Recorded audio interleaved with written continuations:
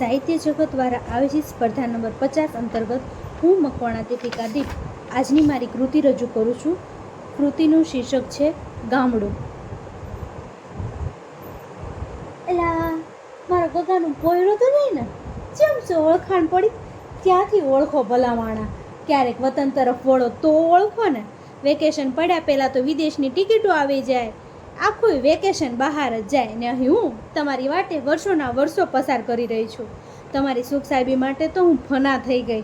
તમારા શહેરો મારી સીમને ઓગળીને પી ગયા, ખેતરોને મોલ લઈ ગયા ને ખોરડાને ફ્લેટમાં ખપાવી દીધા.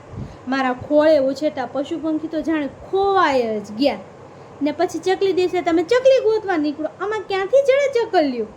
મારું પાદર ને પાદરે ભરાતા ઘરડાઓનો ચોરો તો ચોરાઈ ગયો મૂડીના વ્યાજને સાચવવામાં.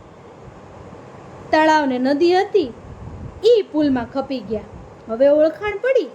હા, હું એ જ ગામડું છું જ્યાં તાજી વલોવેલી છાશ, કોલેસ્ટ્રોલની ચિંતા વગરનું લસપસતું ઘી, વાડીના વગર દવાએ પકવેલા ફળ અને શાકભાજી ને માનવતાથી ભરપૂર માનવીથી ક્યારેક ભર્યું ભર્યું રહેતું હતું. જ્યાં મકાન નંબરથી નહીં બાપના નામથી ઓળખાય, જ્યાં સવાર વાહનના હોર્નથી નહીં ભેંસના ભાંભરવાથી થાય, જ્યાં સવારે નાસ્તો નહીં શિરામણ હોય ને બપોરે વડલા છાયે બાથું ને રાતે વહેલા હોય વાળું ને ખાટલે જામે પછી જન્નત. ખુલ્લા ખેતર અડખે પડખે માથે નીલું આબ, ખુલ્લા ખેતર અડખે પડખે માથે નીલું આબ. વચ્ચે નાનું ગામડું બેઠું, વચ્ચે નાનું ગામડું બેઠું, ક્યાં છે આવો લાભ? વચ્ચે નાનું ગામડું બેઠું, ક્યાં છે આવો લાભ? પણ સપનાની ઉડાન લઈ એક પછી એક બધા શહેર તરફ ઉડી ગયા.